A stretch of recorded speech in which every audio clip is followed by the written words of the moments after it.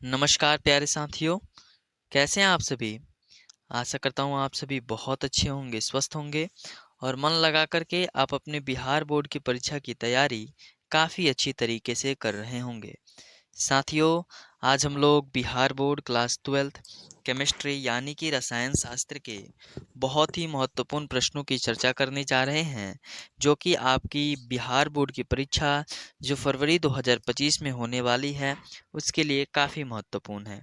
तो साथियों, आप वीडियो में शुरू से लेकर के अंत तक अवश्य बने रहिएगा। साथियों, हमने पिछले वीडियो में कुल 10 प्रश्नों की चर्चा की थी। आज के क्लास में हम लोग फिर से प्रश्नों की चर्चा करेंगे, जो कि फरवरी 2025 की परीक्षा के लिए गेस क्वेश्चन होंगे।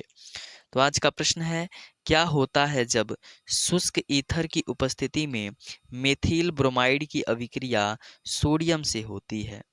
क्या होता है जब शुष्क ईथर की उपस्थिति में मेथाइल ब्रोमाइड की जो अभिक्रिया है वह सोडियम यानी Na से होती है? तो आंसर लिखेंगे, जब जब मेथिल ब्रोमाइड की अभिक्रिया सोडियम के साथ शुष्क ईथर की उपस्थिति में कराई जाती है तो एथेन प्राप्त होता है। जब मिथाइल ब्रोमाइड की जो अभिक्रिया है ना, वो सोडियम के साथ शुष्क ईथर की उपस्थिति में कराई जाती है तो एथेन प्राप्त होता है। और इस अभिक्रिया को ही क्या बोलते हैं?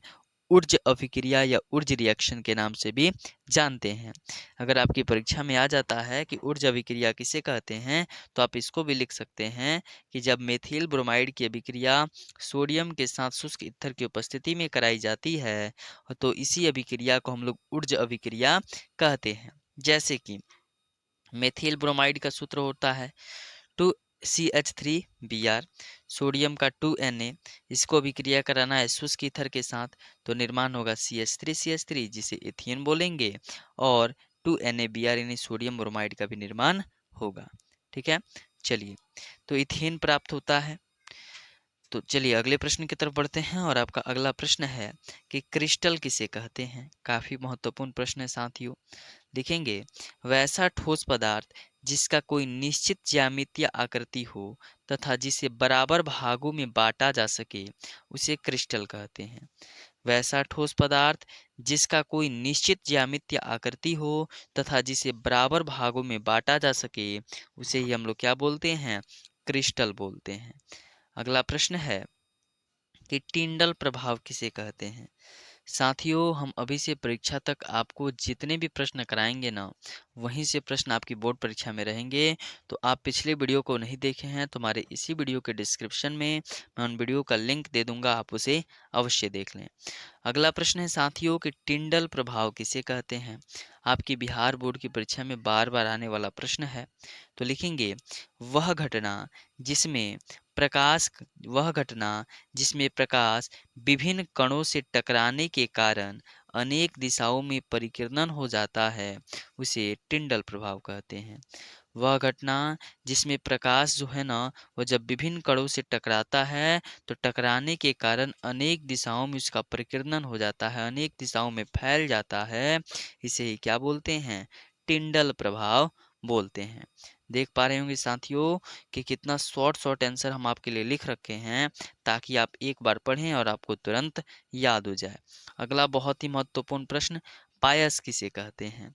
उत्तर लिखेंगे, वैसा कोलाइडी बिलियन, वैसा कोलाइडी बिलियन, ठीक है, यहाँ पे न होगा, वैसा कोलाइडी बिलियन जिसमें परिक्षेपण माध्यम एवं परिक्षिप्त प्रावस्था दोनों द्रव अवस्था में उपस्थित रहते हैं उन्हें क्या बोलते हैं? पायस। जिनके परिक्षेपण माध्यम और परिक्षिप्त प्रावस्था दोनों द्रव अवस्था में उपस्थित रहते हैं उसको क्या बोलते हैं? पायस बोलते हैं। और यह भी प्रश्न आपकी परीक्षा के लिए काफी महत्वपूर्ण है। चलिए आज के अंतिम प्रश्न को पढ़ते हैं और अंतिम प्रश्न है आज का, प्राथमिक सेल एवं द्वितीयक सेल में अंतर स्पष्ट करें।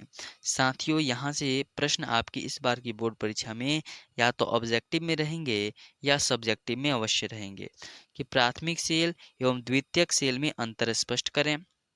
तो प्राथमिक सेल को लिख करके डैश देंगे और लिखेंगे, वैसा सेल जिसमें होने वाली रासायनिक अभिक्रिया अनुत्क्रमणीय होती है।